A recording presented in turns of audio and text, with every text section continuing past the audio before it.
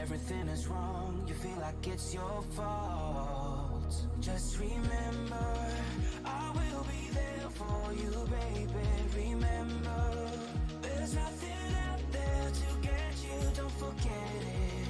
When life throws lemons, just call me. Just call me.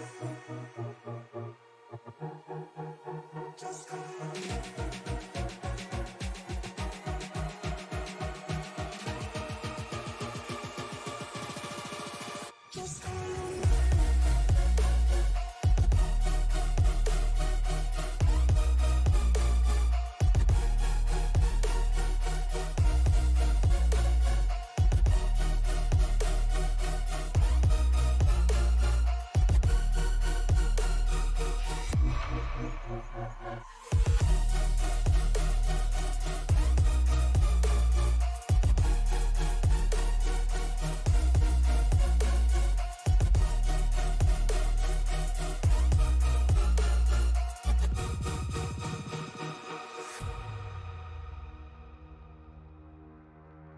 You're stronger now than you ever been. You gotta leave now, it's time to catch the wind. You will climb up high and look through the clouds. And when you're feeling low, I know you'll bounce back. Oh, and just remember, I will be there for you, baby. Remember, there's nothing out there to get you, don't forget it. When life throws lemons, just call me. Just call me. Just call me.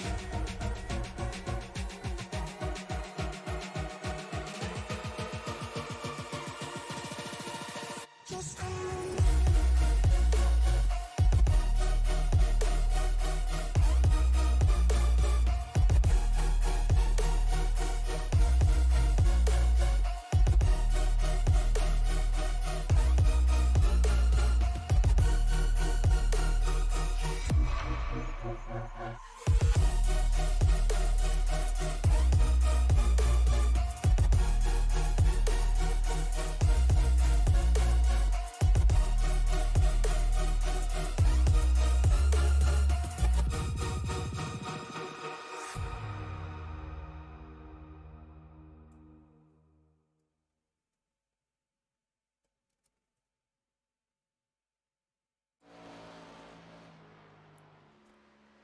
Hello race fans and welcome to the Pocono Raceway. We are live here for the Dynasty Racing League a couple minutes later than we usually are. We're just tuning into qualifying here. I'm Liam Irving, joined up in the booth by Greg Wood. Greg, this is your first time here with us for the Dynasty Racing League. How are you feeling tonight? I'm kind of excited. It's the first time I've seen these new Gen 4 cars. I actually ran a practice in them a little bit earlier, and it's going to take me some getting used to. I got out of that car pretty quick, so I'm curious to see how a race actually goes. Yeah, and of course, these guys, they started off this season with the Gen 4 body, but when iRacing came out, dropped that update, these drivers said, you know what, we got to rock that extra horsepower. So mid-season, they made the change along with the update, and now we're seeing some extra fast lap times, some extra good racing, some just phenomenal stuff happening from all of these guys. Brandon Burby going to be on the pole provisionally right now. JP, James Pandolf with a 55.63. We'll see if we can't get you a graphic up on the screen here. Show you who is where here at... Oh, there goes JP getting sideways. So that's going to be it for his second lap. Thomas Harmon, though, surprise, surprise, he's on the pole. And Greg, I know you're, it's your first time out here. Thomas Harmon, he's won almost everything this year. Him and Austin Collins have shared majority of the race wins. Collins isn't here tonight. He's having some power issues with the storms that have been moving through the country. So, wish he was here, and anybody who's dealing with that, we hopefully you can stay safe, and glad you're staying inside, potentially tuning into us. But yeah, Thomas Harmon, he's got 41 wins after last week. 2 wins away from the Dynasty Racing League's all-time wins leader, which I believe was Wade Buford. He's got 43 over the 10-year history of this league. This is also their 10th season. I see. I'm dealing with the weather a little bit too. My power went out probably about 30 minutes ago, and I wasn't sure I was going to be able to make the show. Got some high winds here, some rain, and it's ready for it to be done and over with. Yes, sir. I'm up in Minnesota. I'm ready for the snow to be over with. We had some thunders, had some lightning come through last night. Ended up turning into a snowstorm, and we had ourselves a blizzard warning on April Fool's. So, talk about a nice April Fool's joke from spring. But somebody who's not a joke right now is Matt Sisler, sitting in the 93 car, 5th place right now in that Dodge Charger. The Hugger Oranges machine. Going to try to improve on his second lap, see if he can't catch up to Thomas Harmon's 55.39. Yeah, we got pretty lucky here in Maryland. I only had about one little snowstorm this winter, and that was it. Oh, glad to hear that. And, yeah, anybody in the chat, go ahead, drop where you're at. Potentially, if you guys got some crazy weather. That's right, we're talking about the weather here in qualifying. Matt Sisler completes his second lap. See where he places. He's going to get up to 4th place with a 55.61. Pretty much tied with Phillip Bush just in front of him. That's going to do it on time here for us in qualifying. Go ahead and show you the grid here.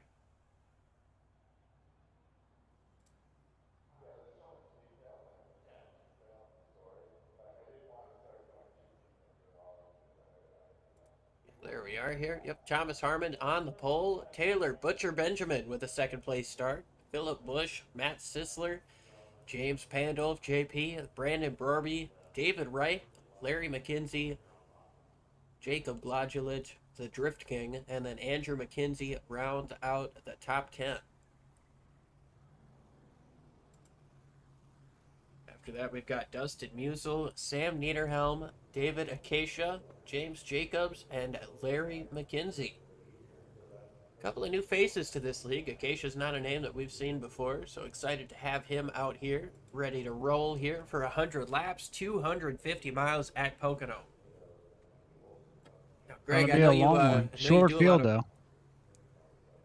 Sorry, you said a bit of a short field. Yeah, we've got 15 of them ready to roll here.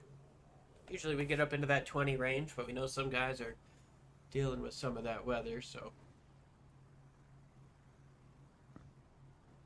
But Greg, I know you're an avid iRacer. You do this, you know, as a hobby. What are your thoughts on Pocono as a racetrack?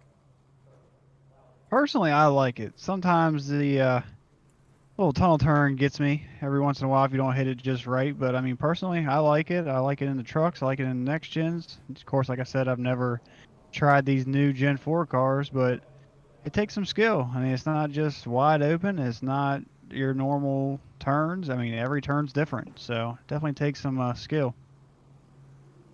Yeah, and of course, these guys running the older configuration, the worn-out pavement. You're not going to have that runoff area on the inside. A lot of grass. If you get out of trouble or out of shape into trouble, that could prove detrimental if you're going to try to save that car. Yeah, especially these cars. That little test session I did earlier, I mean, half a throttle goes a long way in these cars. It certainly does, yeah. I mean, with the extra horsepower that these guys have compared to what they started the season with, throttle control is going to be a pretty big factor in who's going to be able to continue on down the long run. But Thomas Harmon hasn't really skipped a beat with that extra horsepower. Won it last week at Dover. Now he's continuing right where he left off, starting on the pole here at Pocono.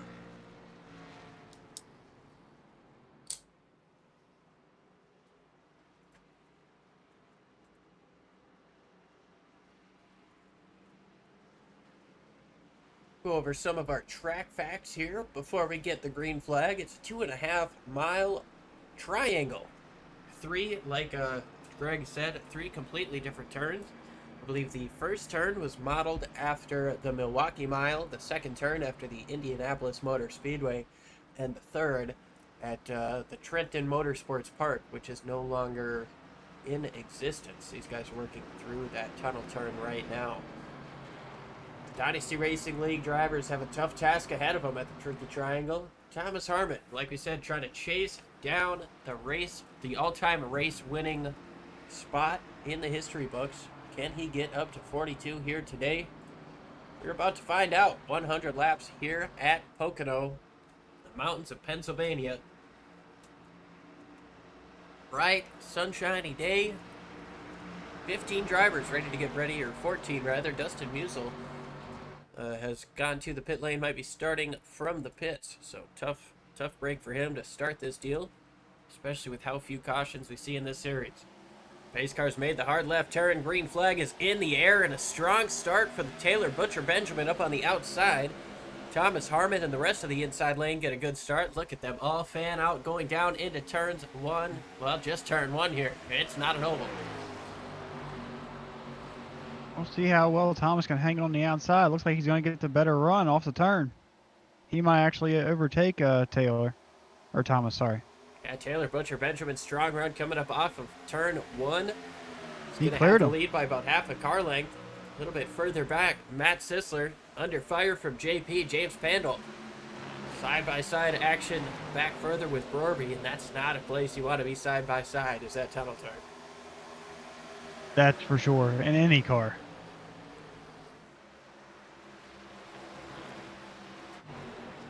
Taylor Butcher Benjamin, by about a car length, looks to be, well, he's going to lead lap number one. Second place, Thomas Harmon, and Philip Bush, I believe he's also making his debut here today, sits in third place. A strong start for him, a strong qualifying effort in third place. He's looking to continue on, potentially try to take away from Thomas Harmon's dominance so far early on in this season. Robbie and Drift King, Jacob Glodulich side by side coming up off of turn one. That 14's been packing the air on the 45. I'm wondering how long he can hang on to it. Well, let's sit right up on that bumper, and you can see the 14 now moves down to the inside, but he's unable to use up all the racetrack. He can't get quite enough momentum. Now he dives it in deep there into turn three. Gonna see if Rory can make that outside lane work. And I've got to say, I feel like that extra strip that you see Rory running on, it's a little bit darker. Slightly newer pavement in that spot there at Pocono, and these guys might end up finding a little bit of extra grip there, especially as these tires wear down. Looking in turn three, if you can roll the outside, you got the preferred lane, and they're not going to be able to do anything underneath.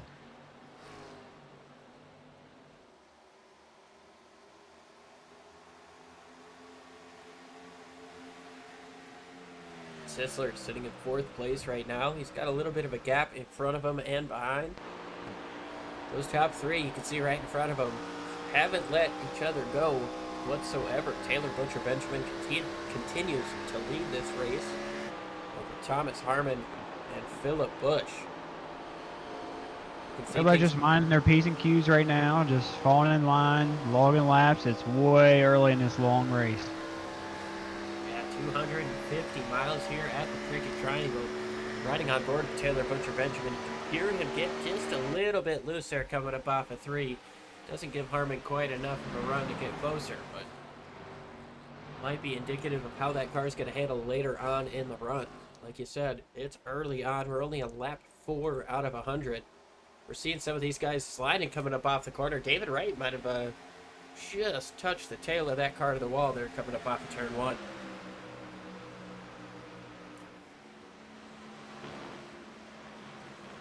JP making the move down to the inside, unable to keep it down there though. The tunnel turn's tough to make a pass there. You almost want to have it completed before you get in there. I've seen a few people in my racing days actually set up the tunnel turn where they'll swing it in wide, and then as a person underneath them coming off, they'll do the crossover and get her done. Yeah, that sounds like a a driver with a talent level above mine to be able to get that done in the tunnel turn. Well, keep an eye on that. Maybe see if we see some of these guys setting up a crossover throughout that tunnel turn. But it's just so tough. That awkward bump throughout the middle upsets the car. You want to be able to use up all of the racetrack, and when you've got two of them side by side through there, it's just tough. One of them's going to have to yield. Jacob keeps trying and trying and trying, but he can't keep the momentum on the bottom to be able to complete that pass. Here comes JP down the is bottom. hounding the 42. He wants that spot. Looks down to the bottom. He's going to slide up the racetrack a little bit. David Wright pinches him down just a little bit. Now gets back on that little bit newer of a track surface. How many more times can I say a little bit? But David Wright is going to have that position coming down the front straightaway. Go ahead and try to get some telemetry on these drivers so we can see just how fast they are getting down into one, and all the way down to 132 miles an hour there for David Wright. Now down the Long Pond straightaway, it's almost 3,000 feet long. JP trying once again to get down to the inside, might have a little bit of side draft, dives it in deep. He's going to slide up into David Wright, right up the track. He's going to keep it off the wall, get super sideways there, but that's going to lose him a couple of spots to Brandon Brorby and the 24 of Larry McKenzie Jr. He went for the slider, but he wasn't banking on the 42 pinching him. I almost feel like you have to. David Wright, he's a guy who's going to race you hard. He's been up front a lot of times in these races. Sitting back in 9th in a 15-car field is probably not where he feels he should be running. But like you've said, it's a long race. We've got 93, 94 laps to go this time around. Taylor Butcher Benjamin, though, seems to be able to get out to a little bit more of a gap. 4/10. It's the biggest gap he's had so far today. This long run might be working in his favor in that 2005 Dale Earnhardt Jr. throwback to his Daytona 500 and Bud Shootout cars. How much of his tires is he using to get that gap on Thomas? And is Thomas saving tire because he knows it's going to be a long run? I would not be shocked at all if Thomas was saving tire. Just as you bring that up, Thomas a couple of tenths quicker throughout that second set of corners. Turns 2 and 3. Matt Sisler super loose coming up off of turn 4, or turn 3 rather. What turn 4 here at Pocono? Taylor's got SpongeBob on the helmet, just a screaming. He's a giggity, giggity, giggity all the way through. All the way through. It's probably one of the coolest helmets I've seen. Yeah, it is. You can see SpongeBob's big old eyes right there. Super cool angle that we're able to get here on iRacing. I think we have a side-by-side battle towards the back. And Burby trying to set up McKenzie. McKenzie dives it in deep, and Jacob Gladulich goes way wide there in the tunnel turn. Into the wall goes McKenzie. That's going to give Brorby the chance to get around him and potentially David Wright.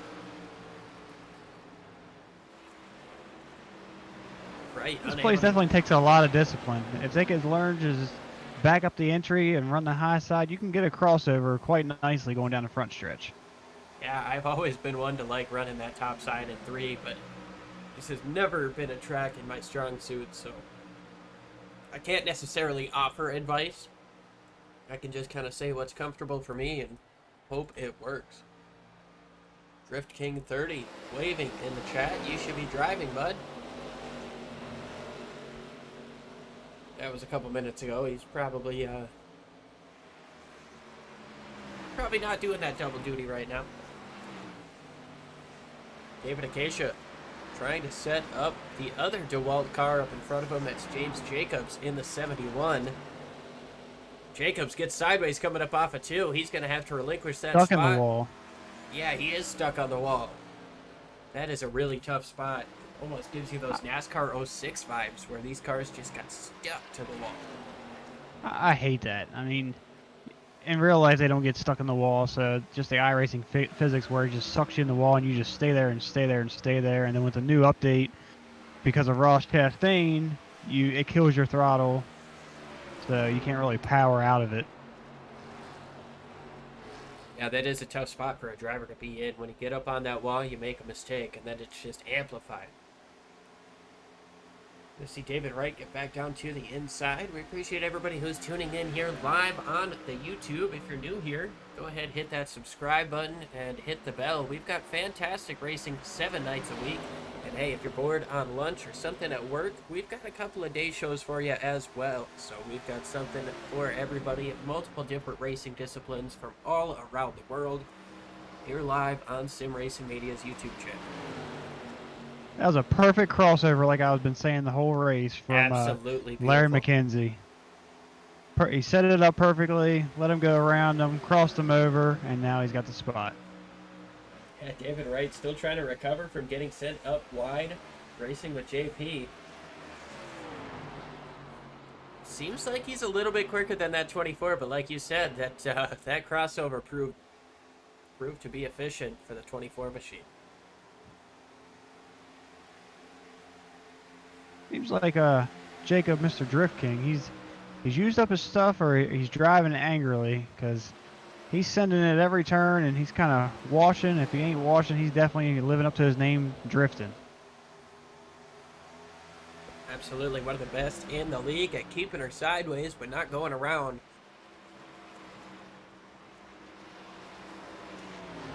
Doing a masterful job right now, sitting inside the top 10, trying to set these guys up in front of him. But David Wright gets a bit of a run coming up off of turn 3, trying to set up the pass. It's that long front straightaway, and we can see just how fast he's going. 193, 94, 95, 96 down into turn 1. It's a lot more speed than we've seen out of these cars for quite some time, and it's super exhilarating to see them and hear them go on. So while we talk about that, we're going to go ahead and give you guys a quick turn it up session so you can hear the sounds of your favorite drivers getting the job done here at Pocono Raceway. We'll be back in just a few.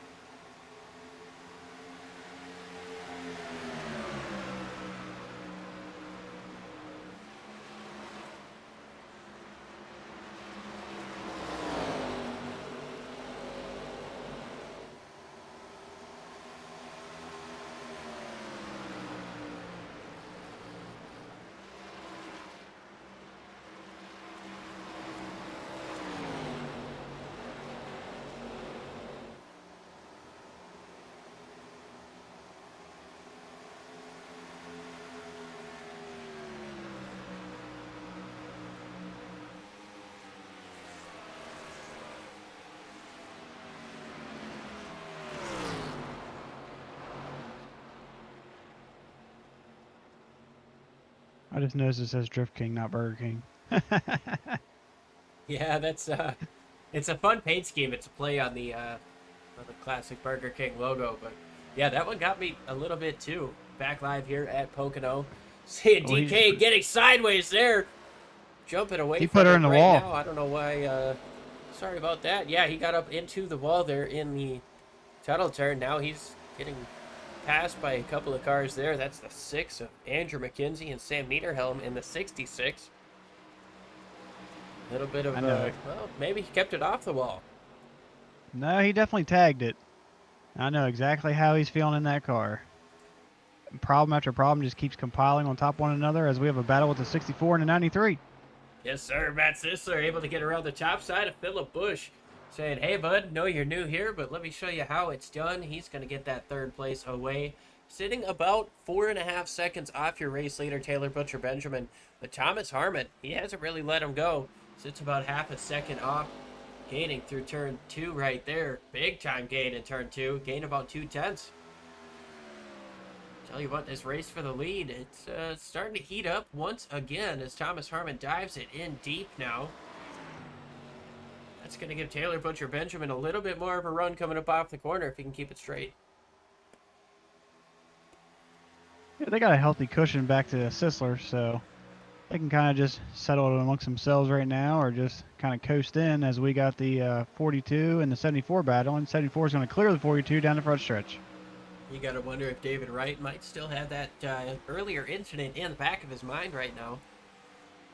As he chases down the 74, he made that slide job on him, and little contact was made. Obviously, everybody got away okay, but now the 42 getting back up to the 74 for the first time since then. You see Larry McKenzie getting super loose coming up off of turn 1. Yeah, his paint job is definitely fitting him right now. Caution. Definitely. Watch out for me. I'm loose. I'm tight in, loose off. Man, you had me scared when you said caution there. I thought we were having one. But yeah, that caution tape all over the Larry McKenzie Jr. car. He's got student driver on the back, but I tell you what, he is not driving like a student right now. He dives it into the corner, trying to get position on David Wright or maybe make him a little bit nervous. Tell you what, that 42 got right up next to the wall coming up off. In 24, he's not going to keep wanting to do that because that's going to eat those front tires and you're going to have no entry.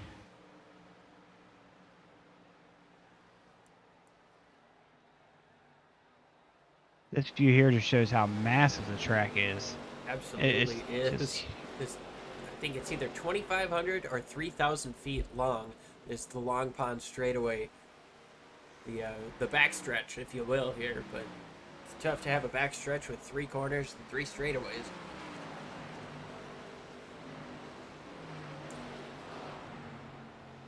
Taylor Butcher Benjamin continues to lead. We know he's had some fans in the chat. You saw that 68 get super loose there coming up off of turn 2. Or turn 3, rather. That's going to increase the gap to 3/4 of a second. And Larry McKenzie Jr. once again loose coming up off of 3. That time a huge recovery to keep it out of the inside wall or potentially avoid going down pit lane earlier than he wanted to.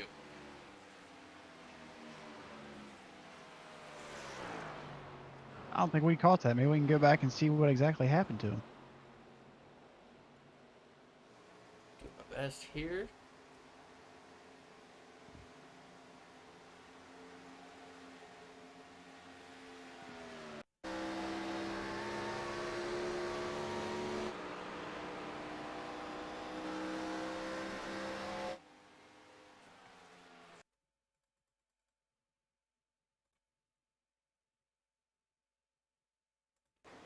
It might have been a wrong thing there.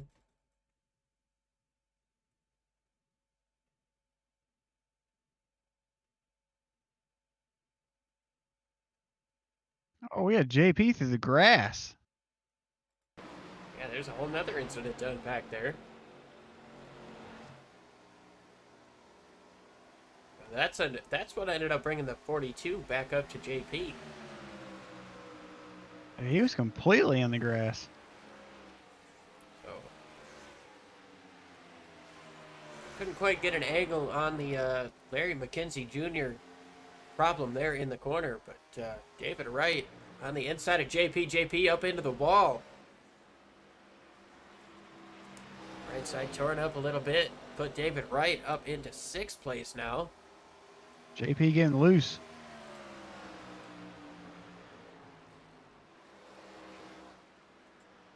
He got those tires pretty angry. It's going to take a couple laps of just coasting around, let your tires cool back down, and he should be good to go.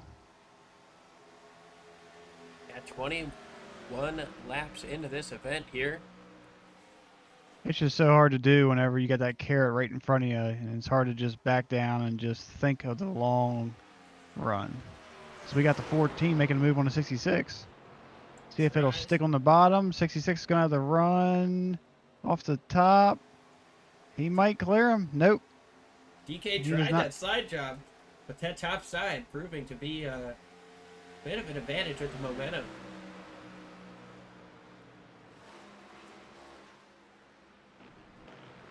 Oh, DK got the curb there. Yeah, DK definitely has a lot of rear brake in that car. You tell when he was under braking that rear end was just slinging back and forth.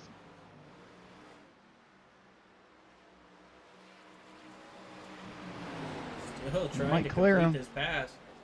He's going to clear him if he takes it. He's sideways. And so is McKinsey behind these guys. And now DK is going to lose the spot to Niederhelm and Dave Acacia. You can tell which guys have triples and which guys possibly don't have triple monitors, because he had probably 4 car lengths he could have completed that turn, but he pinched her down because he was afraid he's going to get up into the 66. So I should probably get triples. Noted. Yep, I got my triples, and I could never go back. I've tried racing on a single monitor after that, and I can't do it. What do you think about VR? Have you done any of that? I can't do it. It makes me nauseous. After about 10 minutes of doing anything in VR, it makes me nauseous. I can't do it. I tried like different games and everything. It just doesn't work for me. Well, there you have it from an experienced iRacer. Looks like We got Philip somebody Bush is going down coming pit down to road. the pits. Hard on the brakes, locks her up there. 23 laps in, looks like he's trying to make it a 3-stopper. A little bit early on the window, but should be good to make it through. James Jacobs is in the pits, has been for a couple of laps now. Might, he's got heavy He damage is to that junk. machine. His car is toast. He's just sitting at home watching the race at this point.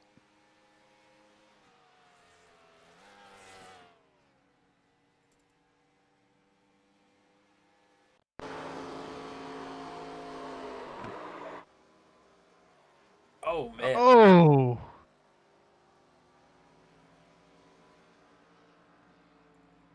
See that one more Glad time. to see from a iRacing different did it better angle. with the damage model. Yeah, just too much coming up off the corner.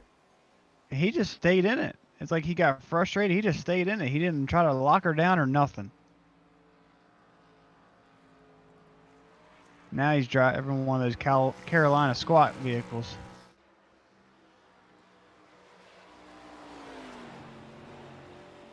Our leaders have stretched it out to over 5 seconds on 3rd place. Yes, they have. Taylor Butcher Benjamin has not been able to get away from Thomas Harmon. 23 laps complete, going to be 24 this time around. Butcher Benjamin's led them all. He's had up to 3/4 of a second on Thomas Harmon, but this time around, the gap less than 2/10. Harmon pushing big time coming up off of 3. Gets sideways coming up off.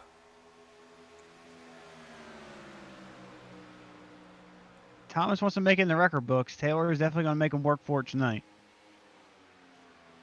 Yes, he is. Absolutely is.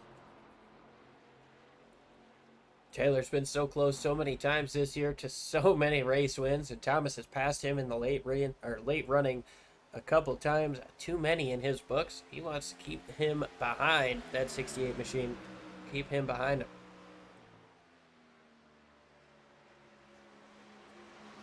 Looks like Taylor's starting to drive out of the rearview mirror. He's driving her in a little bit deeper, and he's letting her hang out on corner exit.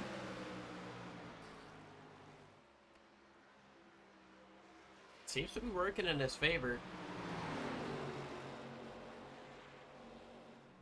Here comes the 8 into the pits this time. From the race lead, here comes Taylor Butcher Benjamin. Following him is Matt Sisler. Thomas Harmon's going to stay out We'll see what kind of in-lap he can put in or how long he's going to stay out for. But, I mean, these guys are about 2 seconds slower than they were for their fastest laps of the race. That's going to be a tough one to overcome here. Could potentially prove to be a huge gap here for the 8, should it stay green.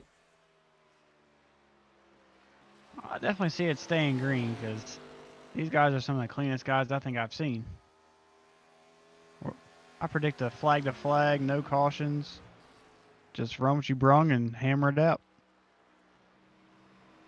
See if Thomas Harmon is coming into the pits this time.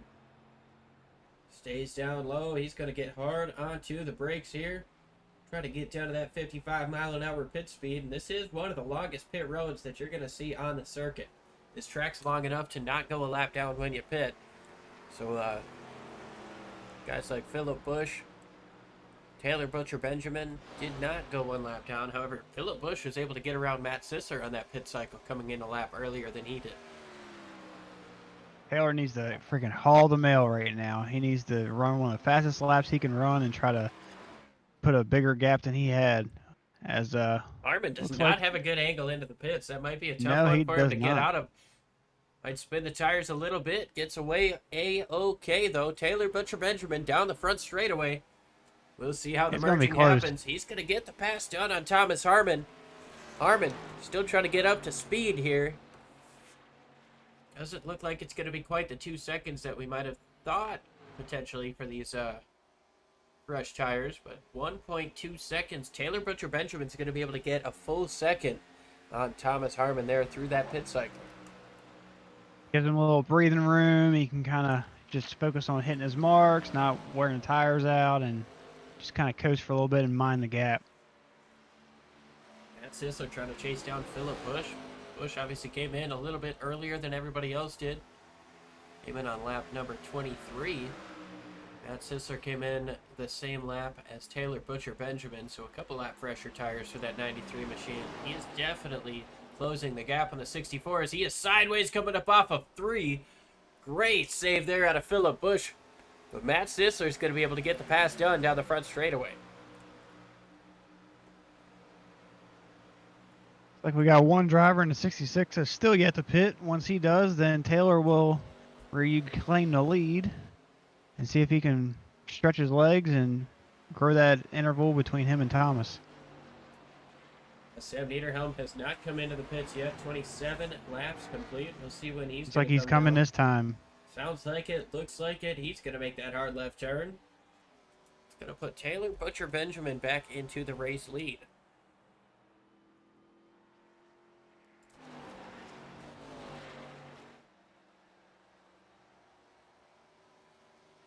Looks like he's stretching it a little bit on Thomas. Yeah, just a little bit. Getting closer to a 1.5 seconds now. 1.4 seconds across the line for Taylor Butcher Benjamin.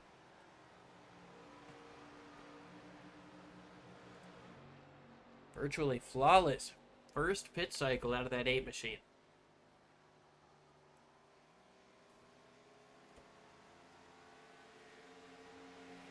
Looks like everybody's going to be on a three-stop strategy because we're only at lap 30, and that's not even a third of the way through. Yeah, I don't think there's going to be any way to make it with 2 stops, especially with the fuel limit these guys have. I think it's around 70%. With cautions, you could have maybe made it on 2 stops, but cautions would have had to fall your way. With this group, though, you don't see a lot of cautions. You know, you see a lot of good, hard side-by-side racing. These guys race each other super clean week in and week out. And like you said, it's definitely one of the cleaner leagues that I've been able to watch work. So I'm super thankful to be a part of it. Looks like the closest battle we have on track right now is the 74 of James, about a half a second off David.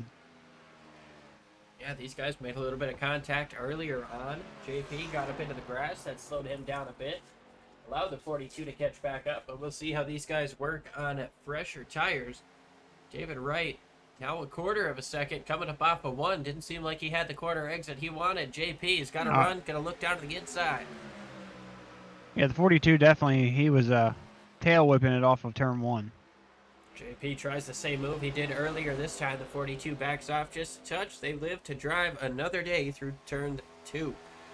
Getting down up into 3, though. We're going to see if that 42 has anything to fight back with. These guys have a faster pair?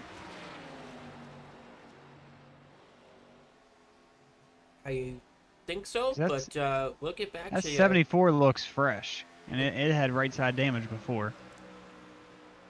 I think they get one, but I'm not 100% sure. We'll have to come back to that a little bit later. Looks like JP took it if he did have one, because that car is fresh and purty. Yes, sir. Yes, it is. JP. No more pancake.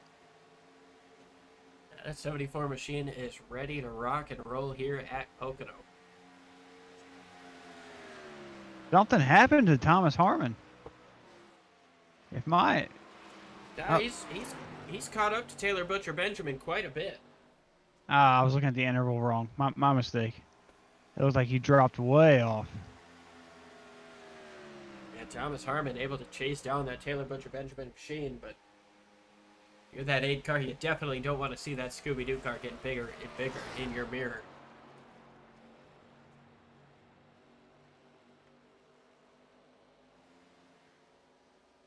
I miss Scooby-Doo. Back out onto the racetrack. Glad to see that. He's going to be 12 laps down at this point, but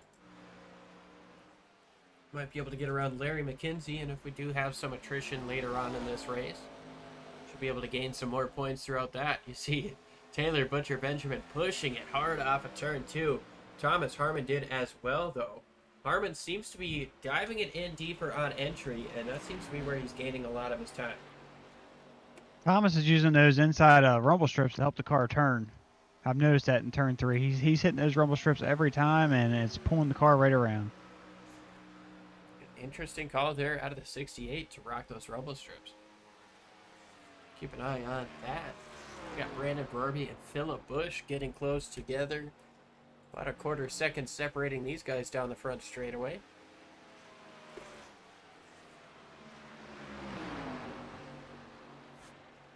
Brorby trying to pack some air out of the 64, get him a little bit loose, set up a pass. Get on it. See if we can get on the nose of that 45. See just how close he's going to get.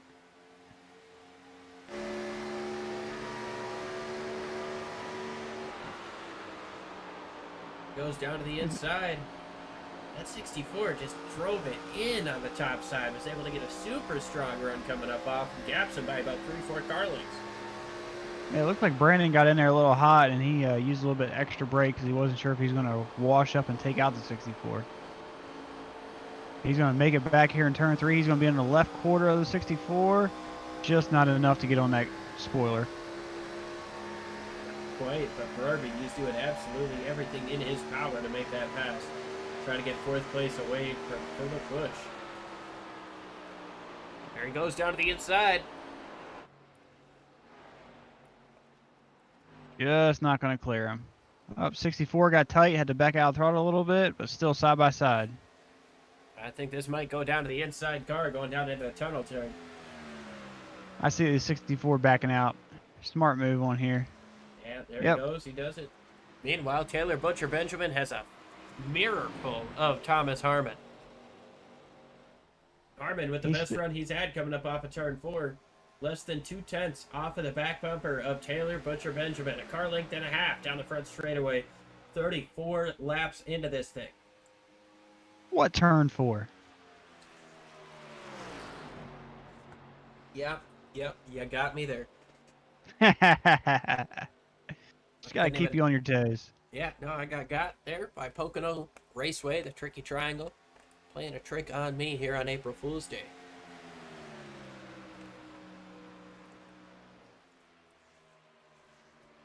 Once again, can't thank you guys enough for tuning in here live on Sim Racing Media. Super awesome for you guys to enjoy your Saturday night with us. We know we're going up against some tough competition with like WrestleManias tonight, one of the nights of WrestleMania. But hey, you can record that or watch it later. You can't, well, you can here, but we appreciate you tuning in live, watching your favorite drivers get it done. It looked like Thomas Harmon was going to be able to have the run there down the front straightaway coming off 3, but Taylor Butcher Benjamin continues to hold the 68 at bay. Maybe Thomas is playing a cruel April Fool's joke on Taylor. It's like, oh, I'm going to just stay right here, put some pressure on you. You think you're going to win? April Fools, I'm going to do it again. Oh, that'd be mean. There ain't time for being nice and racing. Look at that track bar. That's a nice track bar shot on the 8. That sucker is cranked all the way down. Yes, sir. It's almost hitting the ground there as far down as it is. You can see it just up on that assembly. Props to Thomas Harmon for being so close to the 8 to get us such a beautiful shot. But now he's so close that an 8 car starting to get a little bit nervous potentially up there. Taylor's going to probably start blocking that move. He's going to try to run as low and low as possible. If you're Taylor Butcher Benjamin, you got to try to keep him in dirty air. These cars obviously are not as susceptible to dirty air as like the Gen 6 cars may have been, but you've still got to try to put that wake in front of him so he can't get all the downforce on the front of that car, has to use the mechanical grip a bit more than the aero grip, has to work those tires a bit more. But I tell you what, Thomas Harmon has absolutely been a masterclass on saving tires all season, and this second run of the race is proving to be no different. Taylor seen what he was doing in turn 3, and he took his line away. Taylor just took his car away. Taylor's gone. There he goes. Now he's back. He's got 0.2 of a second of a lead now, and that might be a little bit due to the blink that we saw there. Thomas unsure of where he was. Now a 1/4 of a second separates the top two. We're going to be 37 laps complete. Seems like a good time to go side by side. We'll keep it on the race for the lead, and you guys won't miss a thing.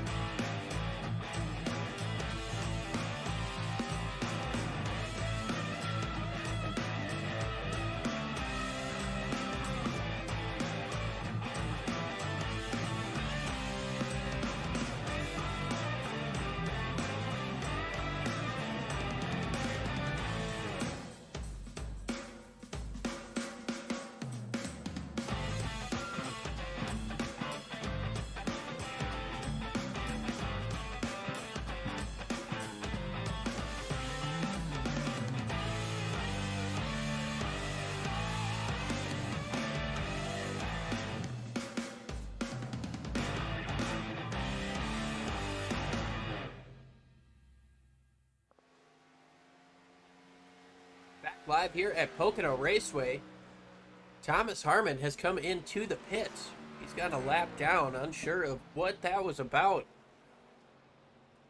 I heard him come across the radio when he was aiming his car towards pit road. He's like, that is not what I wanted to do.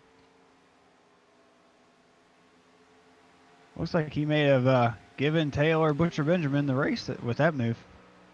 I'll take a look here, try to see what happened to Thomas here. Oh, no! Yeah, he got super loose coming up off of 3 and just committed to it. Decides to make the pit stop now.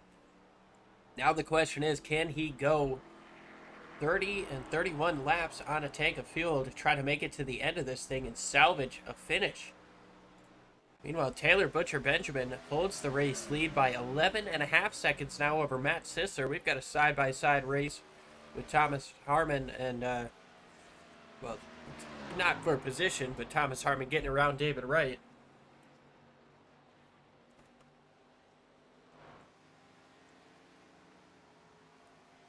So with that, this race is blown wide open for Taylor Butcher Benjamin. He can just set sail and just relax now. I mean, he could save a whole lot of tire right now. Oh, absolutely. He's got 11 seconds of a gap. Back to Matt Sisler, who sits in second place now.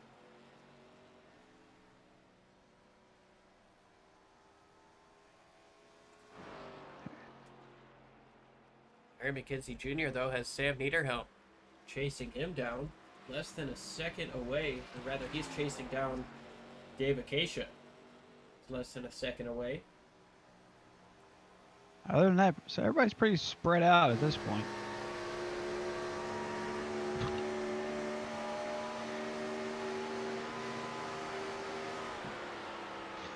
Personally, I've been in races like this where everybody gets so spread out that admin's like, hey, who wants a competition caution? These guys won't do it here, but sometimes it makes it a little bit more exciting to bunch everybody back up and start this thing over. Yeah, I don't see us getting a cop yellow here, but these guys definitely know how to work it on the long run here. Larry McKenzie chasing down at that 17 machine. He's within a couple car lengths now as we ride on board with that 24. You can see just how much Acacia is sliding in front of him. These cars are not handling supremely. And that's perfect. That's what we love to see. It's nice to see this league actually kept it true to the time. No stages, flag to flag, just run what you rung and may the best man win. Yeah, absolutely. And they run that old schedule as well. We start at Daytona, then we go to Rockingham. After that, I think we went to Vegas, Atlanta.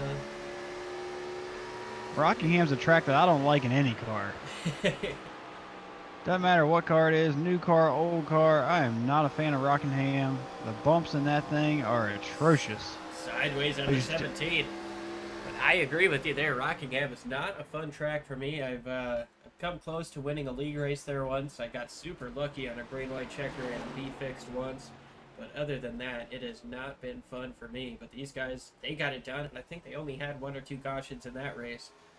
So super strong run for these guys, and yeah, we've said it a bunch, but super clean league that the Dynasty Racing League is. They've been running for 10 years. A lot of the same guys have been running together for quite some time, and Taylor Butcher Benjamin holds on to the race lead right now by 11.5 seconds. 45 laps going to be complete this time here at Pocono. You mentioned about your B official race. These cars actually now remind me of how the Xfinities drive. Xfinities were the most challenging and most fun car to drive of the series, of all the different series, but now these cars are pretty much like an Xfinity car, loose. You got to drive it with the gas pedal and just a little bit more horsepower. Yeah, that horsepower, a little bit lack of downforce compared to the Xfinity car. It really keeps these things looser on the long run. I know I've experienced the Xfinity cars tightening up throughout the longer runs. Maybe that's my style of driving. Totally could be. But like you mentioned, those Xfinity cars, they are the best, or used to be at least the best, about being able to drive it with the throttle and kind of get the car pointed that way. These cars definitely proving to be that and then some. Being able to point it with the throttle, a little bit with the brakes, but David Acacia has not let the 24 get too far in front of him. Still about a half a second away.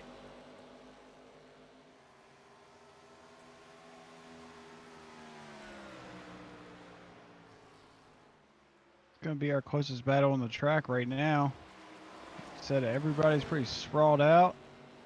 This should be a good tire saving run for everybody. I know 17 wants to get as close as he can to McKenzie, but I'd be saving tire right now. Let the cars in front of you wear their stuff out and then reel them back out in the long run.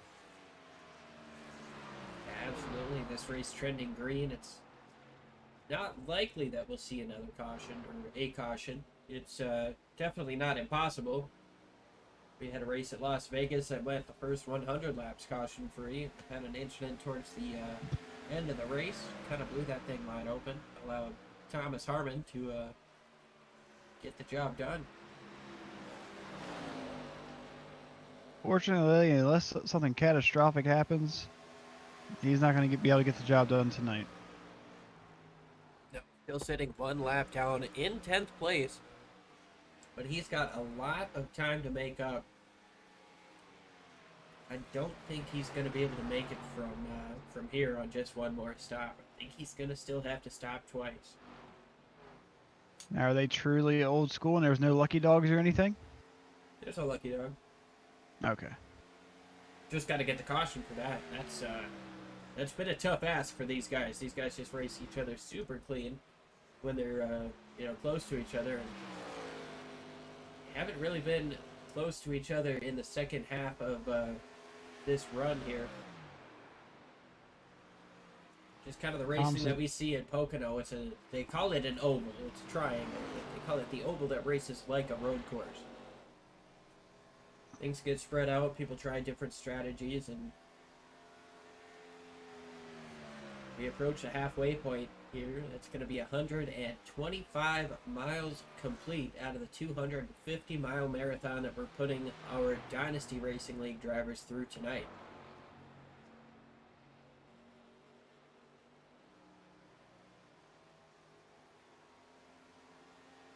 Greg, what are you feeling in the car when you've been running this long under green? You haven't had any chance for a break. What's running through your mind knowing that you're just now hitting halfway? I'll tell you one thing. I ran the NIS race at Richmond earlier, 200 laps around that place, and I led most of the race, and then after pits, I had to go back and go through the field, but just being out front, I've had to blink several times just to be like, okay, wake up, because you kind of daydream. You kind of lose your focus, and you just kind of like, because you're doing the same repetitive motion over and over again, and that's my toughest struggle whenever there's these long races and nothing's going on and you're not actively battling every lap. It's just trying to stay focused Yeah, Philip Bush comes into the pits there. It looked like he might have got sideways coming up off of turn 4 with all that smoke there. But Larry McKenzie under fire now from that 17, Dave Acacia. Like you said, Dave might have just been saving his stuff a little bit. Live to fight another day. Well, the 24, I don't know if you've seen it or not, but he about did the same thing that Thomas did. He about pointed that sucker straight down pit road. Yeah, the only benefit is that now the window is clearly wide open there. Whoa! Huge contact into the wall for Dave Acacia. He's got a big recovery down the back straightaway.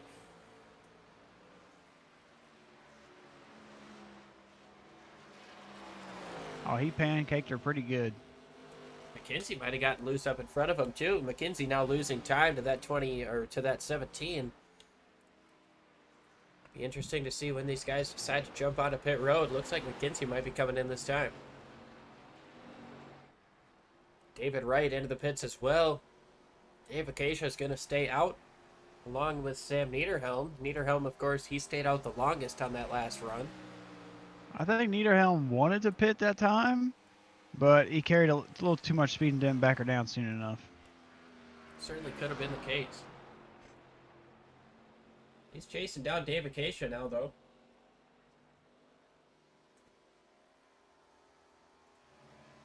Butcher Benjamin stays out another lap. And why not? 13-second lead. You're not fighting anybody who's trying to undercut you with a, yeah, like you said, a 13-second lead. A full front stretch lead on second place, Matt Sisler. And that's a mighty long front stretch.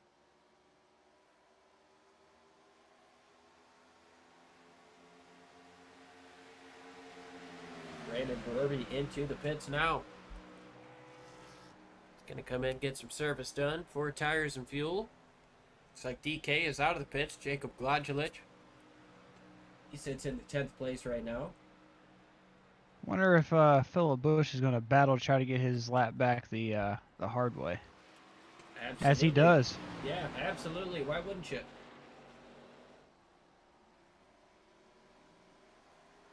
Looks like Matt Sisler is going to be pitting this lap he just announced.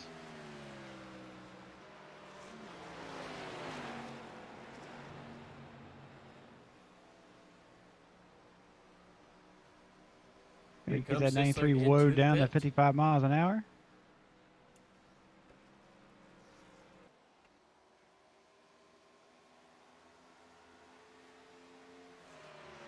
Thomas Harmon trying to chase down Larry McKenzie Jr. That's going to be a pass forward position.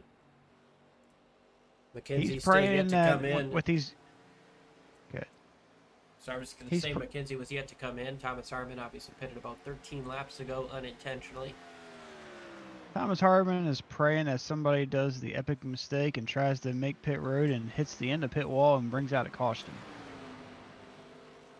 Yeah, he's got to be hoping for a yellow in some way, shape, or form. Taylor Butcher Benjamin into the pits this time. And now this would be the perfect time for Thomas Harmon to get that yellow. Get him back on the lead lap, have the chance to pit, get those fresh tires, work his way back up through the field. Got a bunch of cars a lap down, so... I could be wrong, and it could have been the camera angle, but it sounded like Thomas Harmon was clutching it through the tunnel turn. He's clutching it right there. What better way to find out than to ride on board with Thomas Harmon? He might be trying to make it to the end here just with one more stop.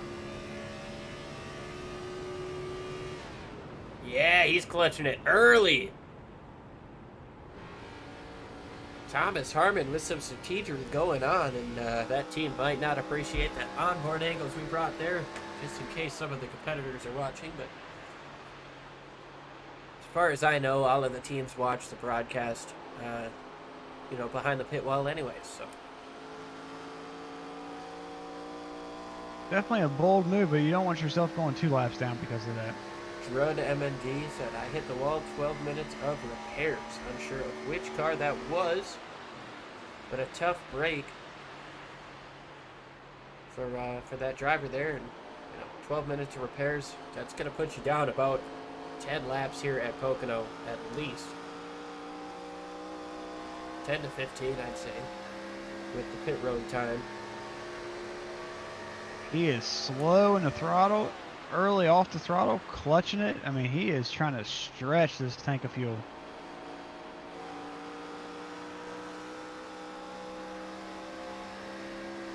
I've heard of drivers doing it. I've never personally done it in iRacing.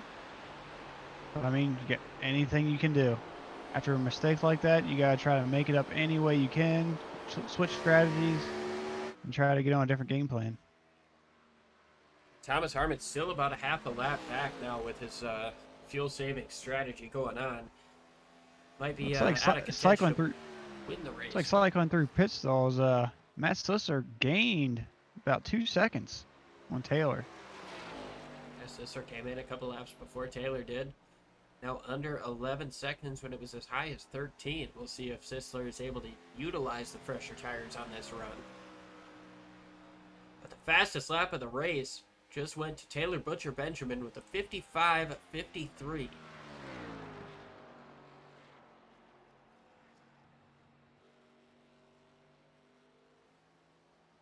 Matt Sisler's lap after that, a quarter of a second slower, at 55.78.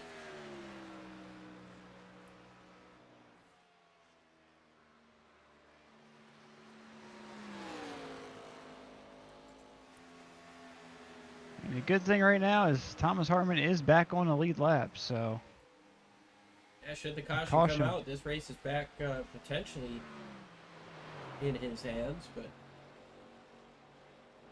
he's still clutching it, but he's gaining.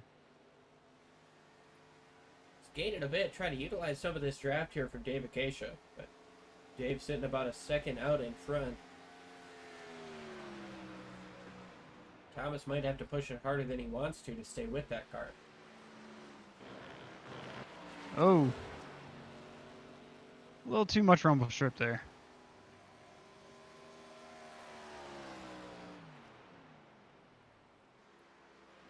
And just a little bit, and Thomas has to be thinking he's got to get 15 or so more laps on this tank of gas to be able to make it to the end with how he's running now.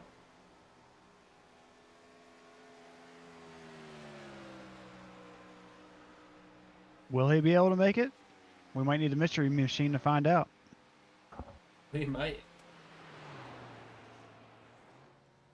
Taylor Butcher Benjamin increases his lead over Matt Sisler. It's over 12 seconds now. Brandon Brorby sits in third place. He's chasing that 93 machine down.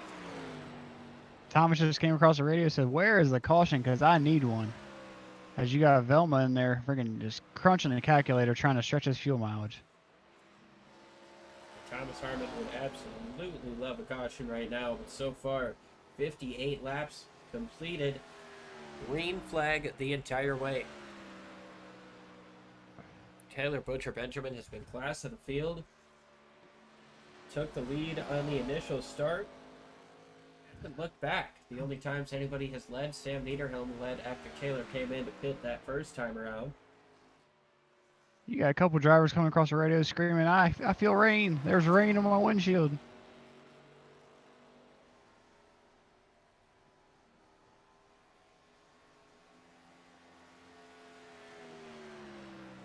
People are praying for debris, rain, something, because Taylor Butcher Benjamin is gone. 13 seconds is the race lead right now and continues to increase.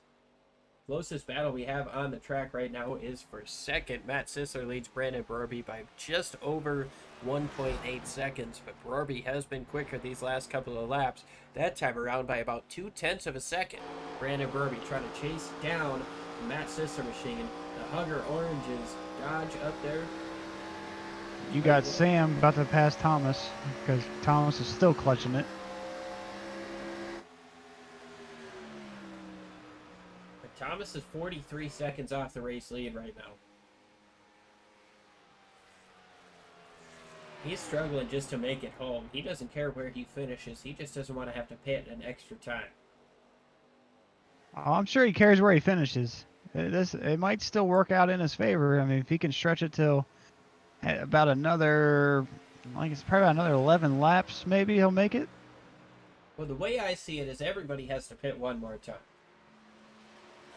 And the closer he can pit to Taylor, one more he's time, good. Thomas Harmon's going to have to make up 43 seconds on merit, and I just don't see that happening. As good as he is, I think that slide up off of turn 4 might have just been too much to overcome, especially with how much he has to clutch it to save gas here.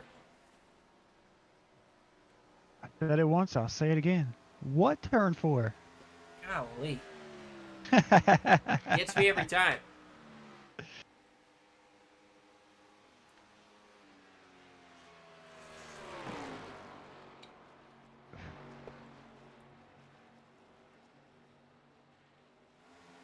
I think that 12-minute repair you were talking about might have been Larry McKenzie because he's still on pit road. Tough break for that 07 Dr. McGillicuddy's Chevy. Still sitting on pit road, 14th place. James Jacobs also back on the pit lane. Now, if Taylor really wanted to put the screws to Thomas, he'd be clutching it too, letting them eat up that time at that 13-second gap and stretch his fuel out to where he can run even longer and keep Thomas and put him a lap down again. I don't know. I just don't see any benefit to that. Thomas is going to get lapped when he comes into the pits for sure. if he doesn't get lapped before that. He's 47 seconds off the race lead, just going through turn 1 right now, while Taylor Butcher Benjamin is getting into turn 1.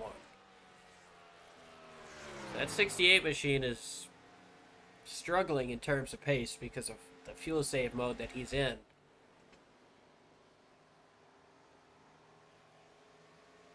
"39 laps to go, going to be 38 when they cross the line here for Taylor Butcher Benjamin.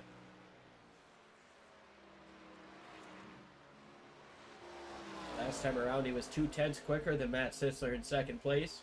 56.18 compared to a 56.37. Meanwhile, Thomas Harmon put down a 57.88. Massively slower lap here out of Thomas. We see Taylor coming up off of the corner. Thomas going down into turn 1. They are now on the same straightaway. You think there's trains in Bikini Bottom? Because SpongeBob is on a rail tonight. I know they have buses. I don't know about trains, but yes, sir, there is absolutely no stopping SpongeBob here tonight.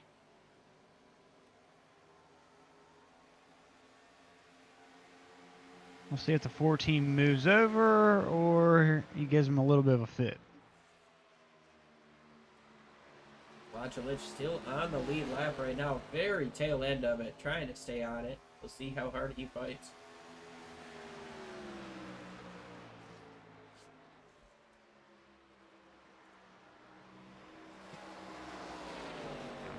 Looks like he is moving up. He is going to give Taylor the bottom. Bottom isn't the preferred way around these cars, but he's going to pull over, be a gentleman, and let Taylor take the top and cruise right on by. Easy peasy for Taylor Butcher Benjamin. Thank you over the radio, and bye-bye.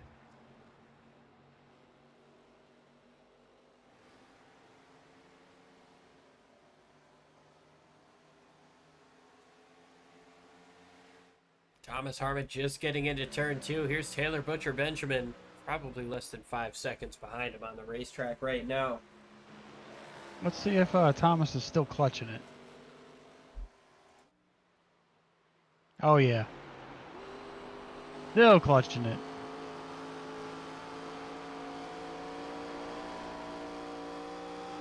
He's probably going to clutch it until he gets within about a second or two of them, and he's going to have to go.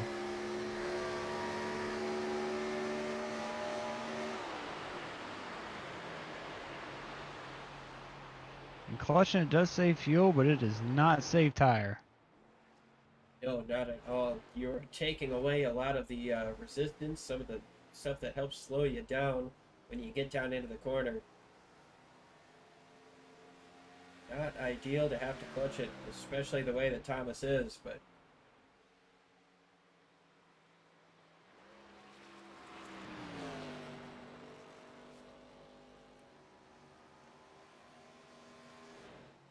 Larry McKenzie Jr. trying to catch up to David Wright.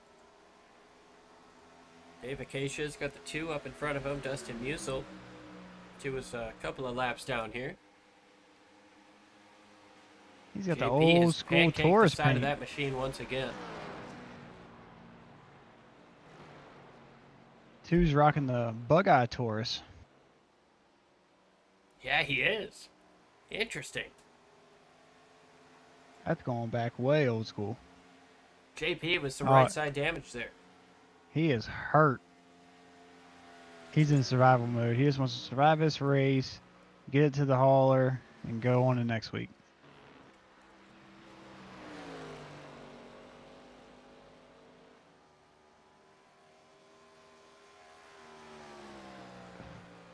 That's another big struggle for me. If I'm in a long race and I'm damaged and I'm not in contention, it's hard for me to not pull it down pit road and just park it. Yeah, it's almost discouraging, you know. Yeah, it's like, what's the point? I mean, there might be payouts at the end of the season, but there's not a payout every race. So it is virtual. This is just for fun, essentially, and it's not fun just not being able to contend. Yeah, but at the same time, when you get down to the end, every point matters the way it does. you definitely don't want to look back at a race like Pocono and say, hey, you know, I got the wall a couple times, I pulled it down pit road, and then you lose out on a prize-paying position by a couple of points there. It's a double-edged sword, because I'm definitely with you, Greg. I have been in plenty of races where, you know, you smack the wall, especially the old days of C-Fixed. You touch the wall, you get that crinkle up on the right side, and you know you're going to be 5 miles an hour slower than everybody else. It's Yeah, tough that's to a shame in continue those on. trucks.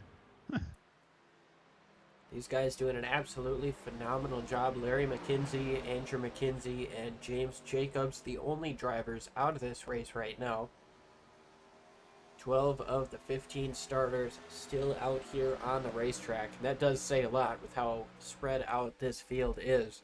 Thomas Harmon about to go one lap down. He's not even going to be able to fight. He's Taylor still Butcher clutching Benjamin. it. Even with Taylor right there, he is still clutching it. He's a better man than me because I would not be able to clutch it. Well, he's got to make it to this, at least to lap 70, I would think. He came in on lap 38, so if he came in on 69, he could go 31-31. But I feel like if you come in on lap 70, that's going to give you a little bit more security. That's going to help you feel a little bit better about it. And it seems like Thomas is trying to stay with Taylor here now and utilize that draft. Just imagine, 30, 35 laps ago, we were watching these two battle for the lead. Now he just goes a lap down. Yeah, now So there much can is- change in one turn. Yes, sir. Oh, Butcher his Taylor Benjamin blinked blinks out. Oh, no. Okay, he's back. I was in a race last Sunday. The leader had a 2-second lead. He blinked out and never came back. Yeah, I won a race at Auto Club and he fixed that way once. The guy out in front, he just had the field on lock. He blinked out in front of me, and I was the lucky beneficiary there. But Taylor Butcher Benjamin hoping that nobody is going to benefit from him potentially having connection issues here. Matt Sisser sits in second place, 15.5 seconds behind. Then Brandon Borby, another 4 seconds back of him. Philip Bush making a strong debut out here in fourth place, and David Wright rounds out your top 5. With a tore up Camel. That Camel's got more humps than just one now. Yes, sir, and he's still wheeling that thing. You see him coming up off of turn 1. He's driving a modified. Dave Acacia tried to chase down Larry McKenzie. McKenzie sits in 6th place, Acacia in 7th. Sam Niederhelm is in 8th, Thomas Harmon back to 9th, and Jacob Gladulich, the Drift King, sits in 10th place.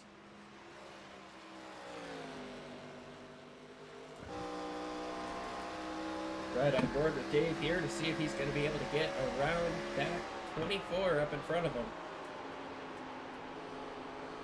McKenzie goes way wide in turn 3. That's going to give Dave a nice run coming through the middle. Now Dave gets super loose coming up off the corner.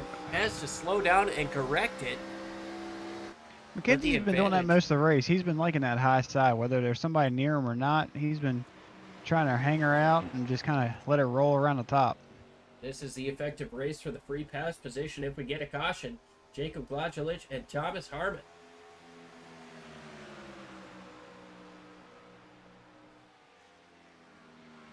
If he's still clutching it, Yes, sir, he's he still is. clutching it. He's really trying to push his fuel and make it as long as he possibly can to stay as close to on strategy with these guys. That's how you know you trust your league not to have a caution. You're fighting for a lucky dog and you're still clutching it.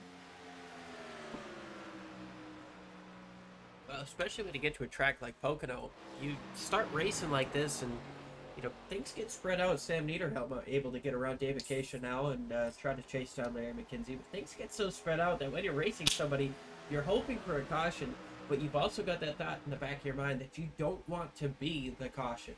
That would be much more detrimental to anything than, you know, if you just weren't able to get that caution. Dave Acacia now sitting a third of a second behind Sam Niederhelm. Sam trying to chase down Larry McKenzie for 6th position.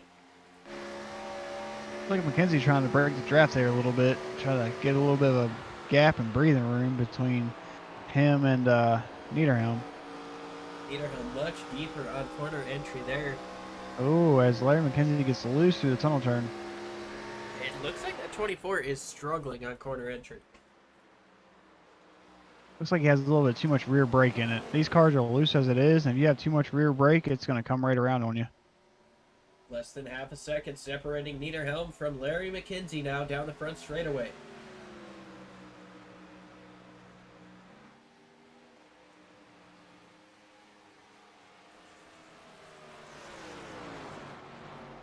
That 66 is fast right now.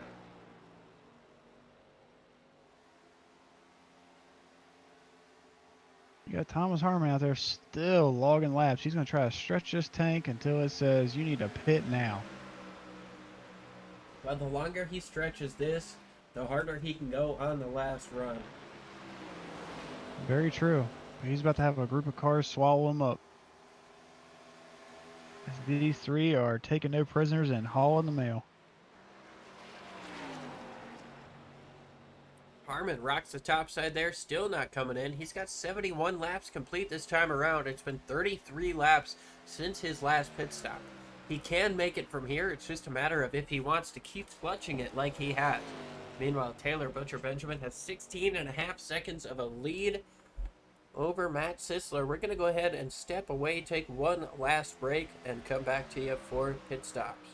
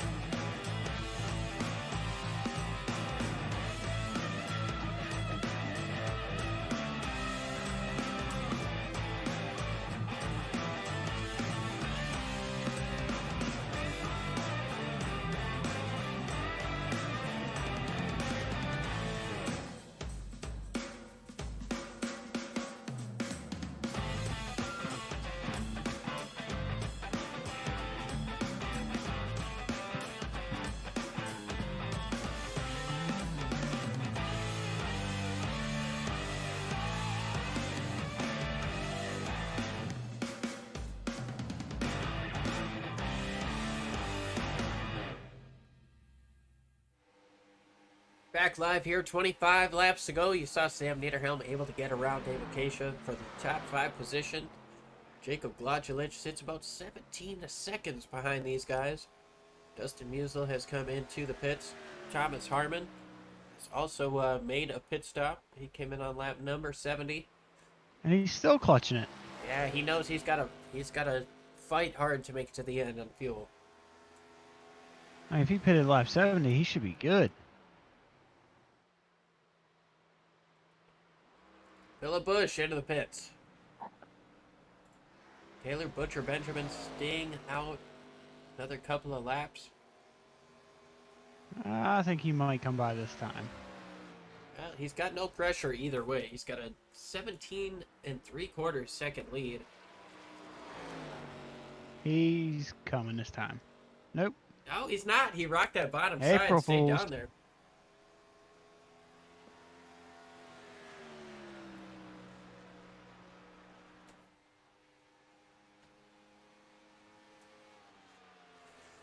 He's got 25 laps on this fuel run. Yeah, 23 laps to go.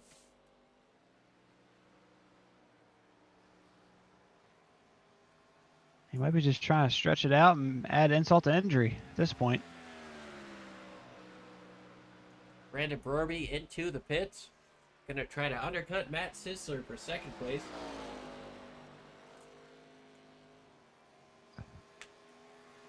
But Taylor Butcher Benjamin has just been flawless all night. The only time he had any kind of slip-ups was when Thomas was right on his bumper. And how much of that was the pressure? How much of that was the air taking off his spoiler?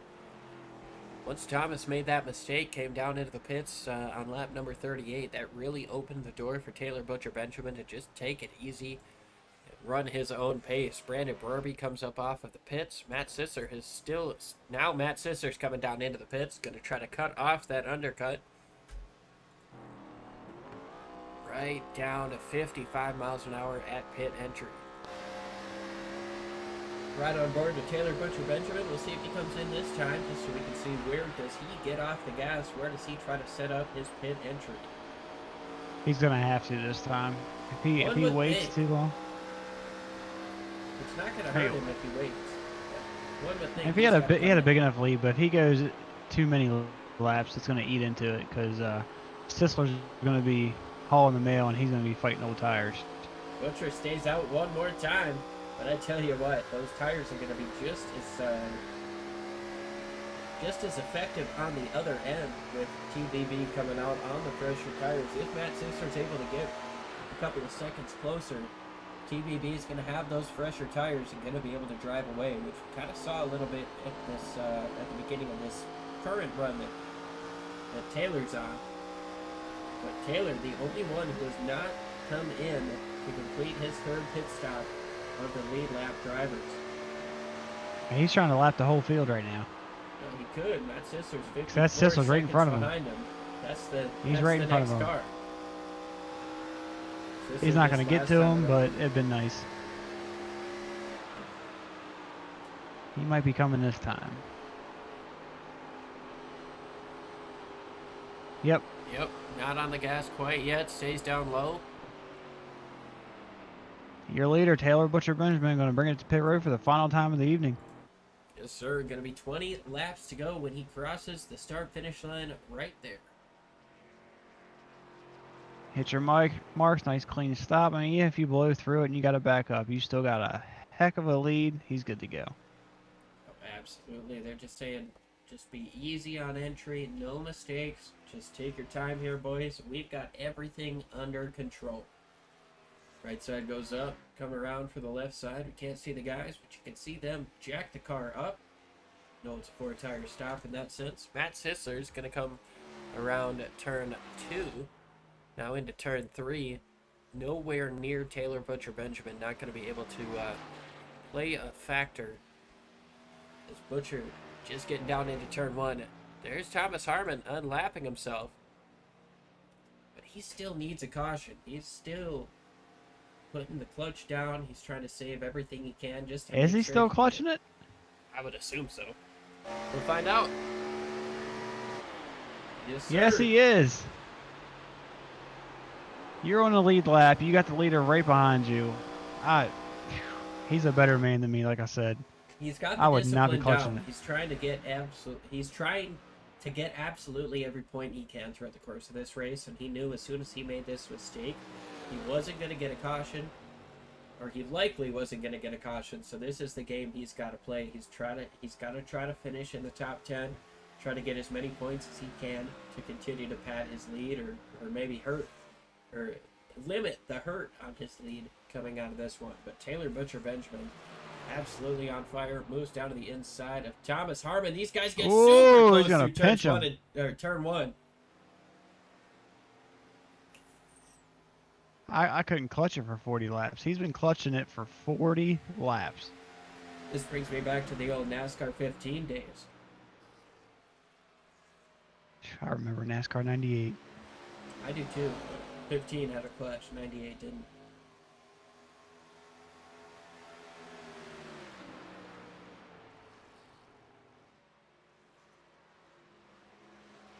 Speaking of NASCAR 98, be Sam Niederhelm back here. He's trying to chase down David Acacia rather, is trying to chase down Sam Niederhelm.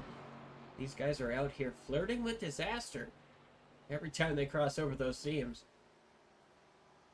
Definitely going to upset your car as you get up across them, but these guys are running phenomenally throughout the course of this race. 18 laps to go. Taylor Butcher Benjamin continues to lead over Matt Sisler, Brandon Brorby, Philip Bush, David Wright, Larry McKenzie, Sam Niederhelm, Dave Acacia, Thomas Harmon, Jacob Blodulich, Dustin Musil, James Pandolf, Andrew McKenzie, Larry McKenzie Sr., and James Jacobs rounding out the field. Look at Dave Acacia rocking that top side. Of all tracks, this is the track you did not want to have a mistake at. Yeah, with how long these straightaways are, with the exception of the short shoot, with how long these straightaways are, it is just so tough to recover from a mistake. At a track like Texas, you maybe lose a second. At a track like this, you're going to lose 2 or 3. I don't even want to talk about Texas. They ruined that track, in my opinion. Absolutely, they did. Horrible. You have all that real estate in turn 1 and 2, and you can't use half of it. Truck race looked pretty good today, guys, getting up into the second groove as Sam Niederhelm's able to get around Larry McKenzie. Now Dave Acacia is going to try to take advantage of that as well.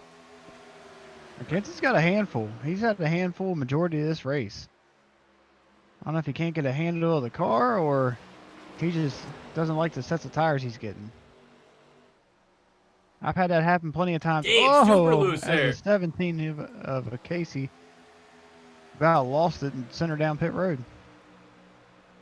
Just about, but Taylor Butcher Benjamin's last lap around 55.49, quickest on the day. He crosses the line this time, 55.65.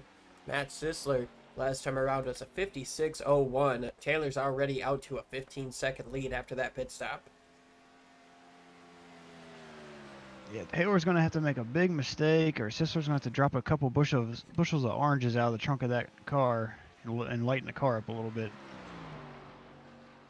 I think the only thing that's going to take this win away from Taylor Butcher Benjamin potentially is a yellow flag.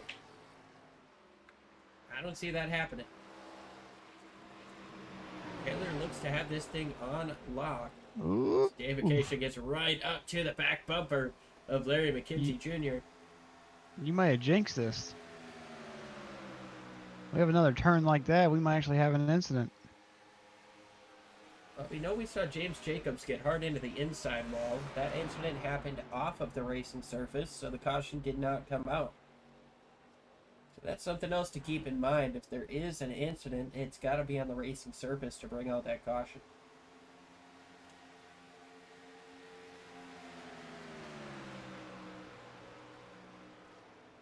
"15 laps to go, and Larry McKenzie is trying to keep Dave Acacia behind him. Dave making his first start in this league, putting on a phenomenal show. He's been up, he's been down.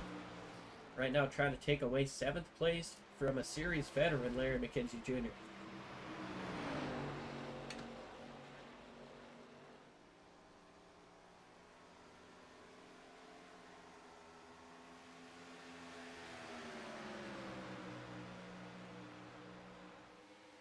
McKenzie trying to break the draft down the front straightaway, gets up into the wall on entry. Wall. That's going to Didn't bring lose us... a lot of time. Dave's going to get a lot closer now, and McKenzie still can't quite recover. Dave all the way down to the bottom, going to try to get side by side down the Long Pond straightaway. Now with 15 to go, are you going to lift in the tunnel or are you not? I think you live to fight another day. Looks like McKenzie's going to do that, and maybe he's going to fight Crossover? coming up off the corner. Tries a little bit of that He's crossover. gonna get there. Sideways. Oh, It's no, Larry no, no. McKenzie. Keeps her straight. Huge moment there out of the 24. Racing with Dave Acacia. Put Dave up into 7th place. Larry McKenzie with potentially the save of the day. But we've seen a lot of super sideways cars off of these corners. I've had that happen to me a couple times last night. I did the crossover and I seen that I had a nose under him and I got throttle happy and I paid the price.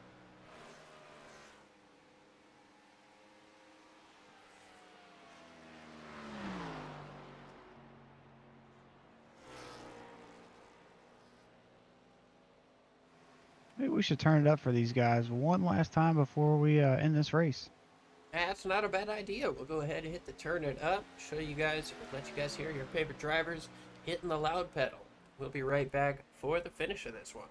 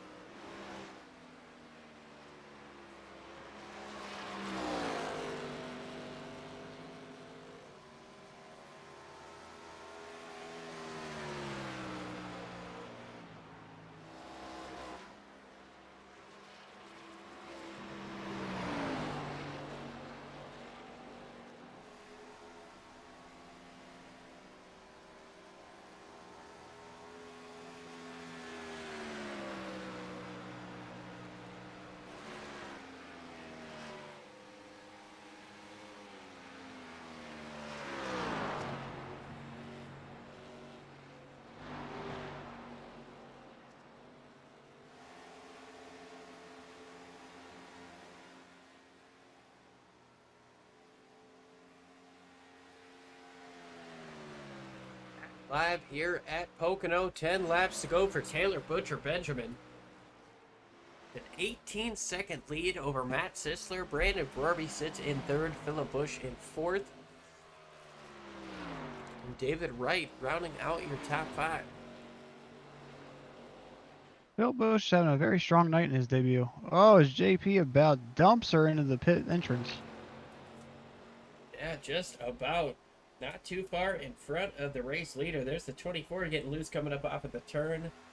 But Taylor Butcher Benjamin going to be able to get that run down to the inside and get around 24. Put him 1 lap down. 9 laps to go. Gave him plenty of space. Says, I want no parts of you being loose.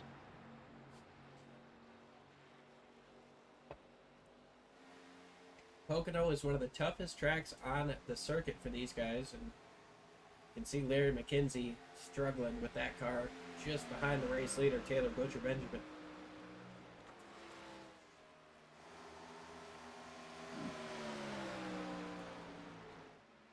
David Wright try to keep Sam Niederhelm behind him for that top 5 spot, but Niederhelm has been chasing him down. He's got that Shelby power under the hood. Yes, sir. Down the front straightaway, it's half a second of a gap now. That Niederhelm car, that 66, is fast. Dives it into the corner deep. And it sticks. It stuck. He held it. That stuck super good. Look at that, man. That's awesome. Look how mean the front of that car looks. Oh, it looks brutal. We'll get back to that gearbox shop. You can just see that's an angry car coming right up on your back bumper.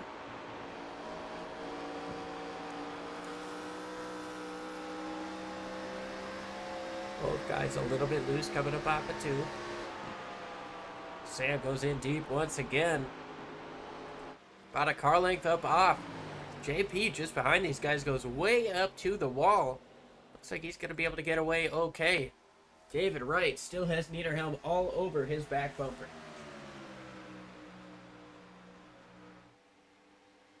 He makes a hard left as we're going to get ready to go into one, and he's going to dive her in there, and he should be able to clear him off his turn. Yeah, he's been phenomenal on corner entry, but David Wright pulls it up on the top side, keeping that top side momentum. Unable to use up all the racetrack is Sam Niederhelm. Put David Wright back up into top 5 position. Niederhelm with the fender still down there. He stuck it right on the right rear of the 66, and 66 had to back out of it. David Wright not giving this spot up, proving, hey, we can still go side by side through every corner of this racetrack. Has the nose up in front going into 3, but Sam's going to dive it in deep. He's going to get the spot. He's going to clear the 42 David Wright. Ken Wright try that little bit of a crossover like you mentioned. Gets right up on the rear bumper. A little bit loose coming up off. Right up on the bumper. Moves up to the top side. They're side by side once again down the front straightaway. Think that damage puts Sam Niederhelm back out in front. Sam's going to be able to get that spot and drive away with 6 laps to go here at Pocono. Woo. David Wright goes in deep, though. He slides up the racetrack. He sent her hard. That Impala was trotting along right into turn 1. Sam's doing just enough to break the draft.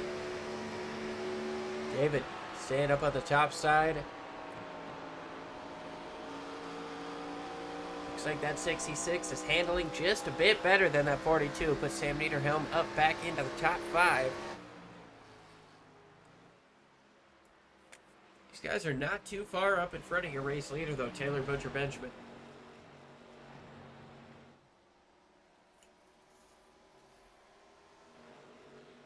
Taylor rocking a 19-second lead over Matt Sisler in second, Brandon Borby in third. 5 laps to go for Taylor Butcher Benjamin.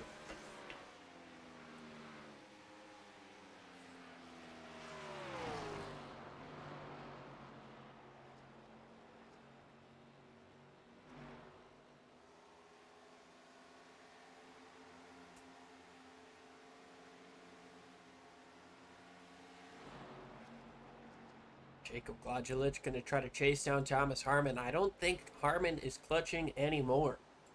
He is definitely not.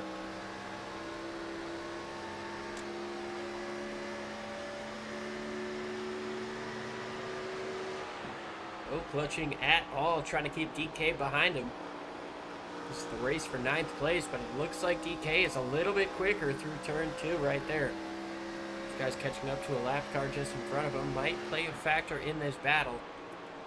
But as DK chases down Thomas Harmon, we approach 4 laps to go for your race leader. DK took a big chunk out of Thomas's gap, one of them going through turn 3.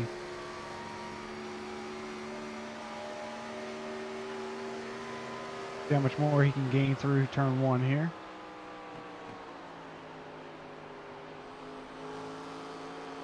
DK definitely wants to take that spot from Thomas. Definitely quicker through turn 1 there. Had a little bit of a moment there getting loose, allows Thomas to get the run coming up off the corner, but still gains on the time. 4/10 of a second separating 9th and 10th place right now. DK dives it in deep. We've seen him do that all day. Thomas Harmon slides up a little bit wide. Loose up off the corner. Still advantage Harmon for that corner though.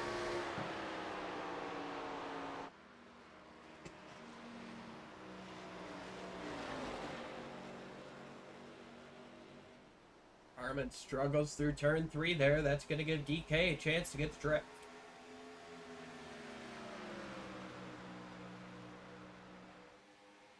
About a half a second as we're going into 1.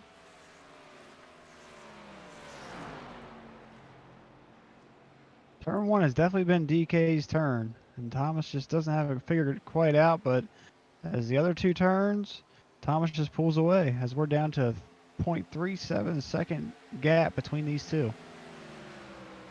And DK make a late race pass on Thomas Harmon, trying to get those extra points here at the end. He's within 3 car lengths now going through turn 2. Harmon and DK both get loose coming up off of 2. DK almost paid the price. He tail slapped the wall just a little bit with the corner of that bumper. That carrot in front of him is definitely enticing him to drive the wheels off that car.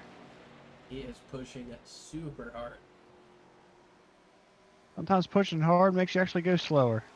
Sometimes it does, but with this lap car up in front of these guys, now Thomas Harmon getting around him. There's 2 laps to go for everybody. Your race leader just about 20 seconds in front of these guys. He's had it on easy street since about lap 38 when Thomas Harmon got loose. Thomas sits in 9th place now. Matt Sisler sits in 2nd, 21 seconds back of the race lead. Brandon Brorby, Philip Bush, Sam Niederhelm, David Wright in 6th place, then Dave Acacia, Larry McKenzie, Thomas Harmon still trying to keep DK behind him. DK goes wide there, racing the lapped car. That might be advantage Thomas Harmon for 9th place as we approach 1 lap to go for your race leader, Taylor Butcher Benjamin. He blinked out again. He blinked out again. That's the worst time to do it. You got 2.5 miles to go to claim victory here in the Dynasty Racing League Pro Series. These Gen 4 cars have been an absolute handful for all of these guys, but Taylor Butcher Benjamin has been able to get it done. Finally get that monkey off his back.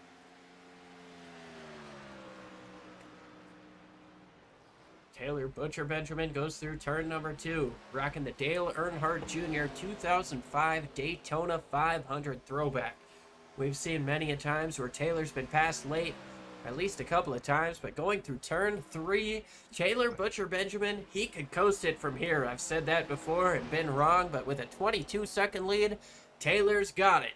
Coming up off of turn number 3, the checkers are in the air across the line to take the Pocono 250, Taylor Butcher Benjamin. Matt Sisler is 21.5 seconds back. He's going to come across the line to finish 2nd with an 8-second gap, or 7.5 rather, back to Brandon Brorby, who sits in 3rd place. So Sisler comes across the line to finish P2.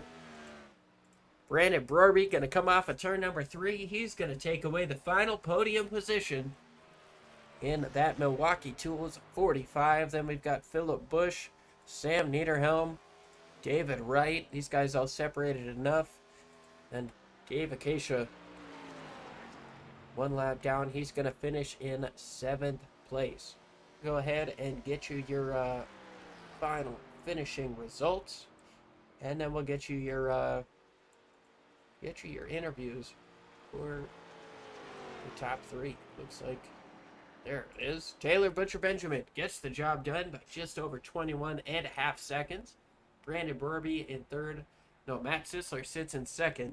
Brandon Brorby in 3rd. Philip Bush, Sam Niederhelm, David Wright, Dave Acacia, Larry McKenzie Jr., Thomas Harmon, Jacob Gladulich, Dustin Musil, James Pandolf, Andrew McKenzie, Larry McKenzie, and James Jacobs. Rounding out the field, Taylor Butcher Benjamin burns it down.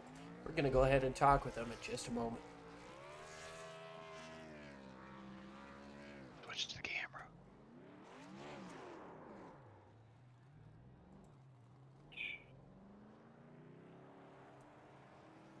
Well, Taylor, we've got you up in the booth here. You see that victory lap going down. Walk us through your race here today. Yeah, I did not expect this at all because, I mean, Pocono hasn't been one of my greatest tracks over the years, but got some good practice in over the week, and I knew once I saw Austin didn't register, I was like, okay, this is definitely an opportunity race. And then me and Thomas were going at it pretty good early on, and I don't know what happened to him off of 3. It looked like he got loose and slid down on the pit road, and that just kind of opened things up for me to really take command. And I was just thinking, man, this no way. There's like this too good to be true. There's gonna be a late caution, but fortunately there wasn't, and here we are. Yeah, you mentioned racing with Thomas earlier. Kind of walk us through the battle you had and what your thoughts were when you saw him get sideways behind you. Yeah, it was a pretty good battle we had early on. Felt like I was kind of beating him through the tunnel turn early, but then he gained it back on me through the middle of turn 3. And I mean, it's hard enough to hit your marks every lap here when you're just by yourself practicing. But when you got somebody like Thomas behind you, it's absolutely nerve-wracking. So too bad to see what happened to him, but I was glad I could take advantage of it. Yes, sir. We're happy to see it.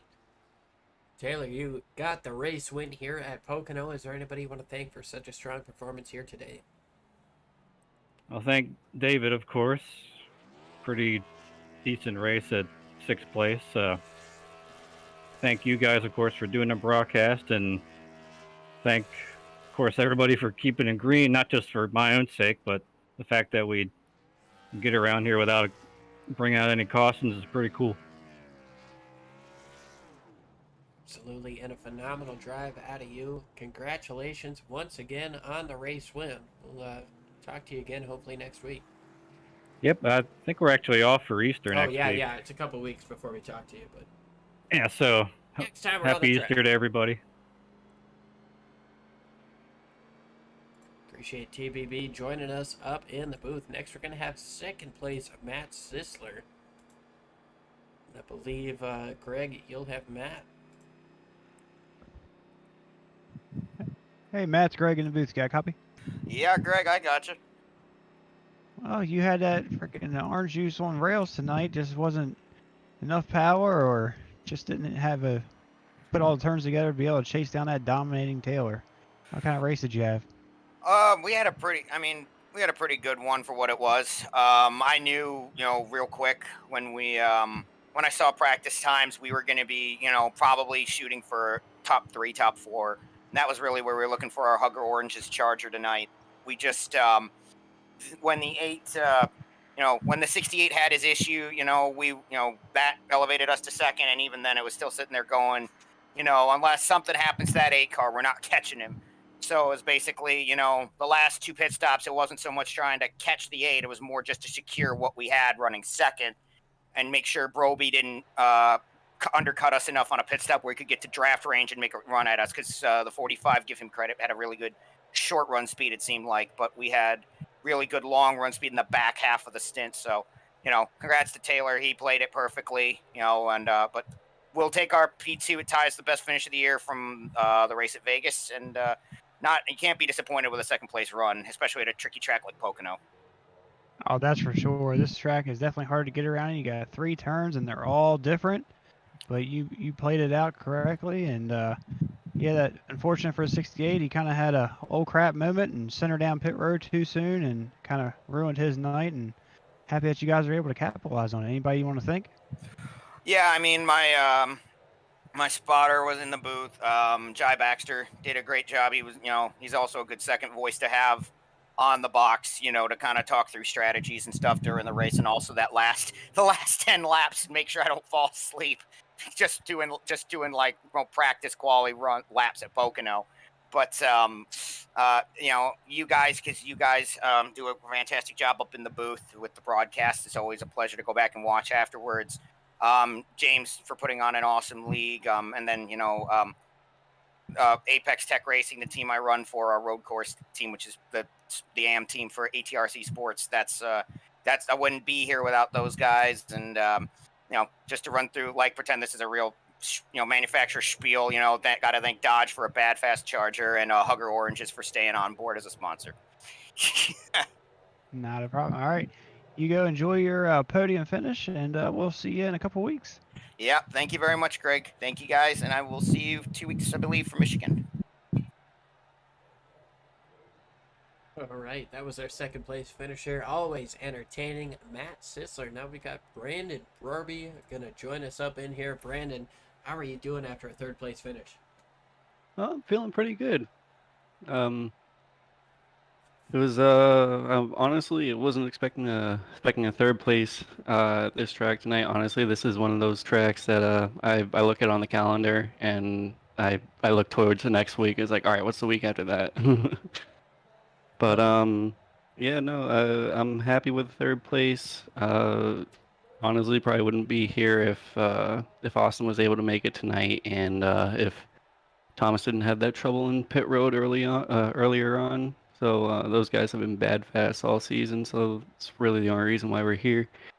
Um, but yeah, I mean, I was hoping I could get a run towards Matt there at the end, hoping I can get a better pit road entry on that last run. But unfortunately, we had kind of a slow stop there, and even our chances of a third were kind of in jeopardy because I had Bush behind me making a run. He had a pretty fast car tonight too, but luckily we were able to bring it home third. And yeah, I mean, happy to be here.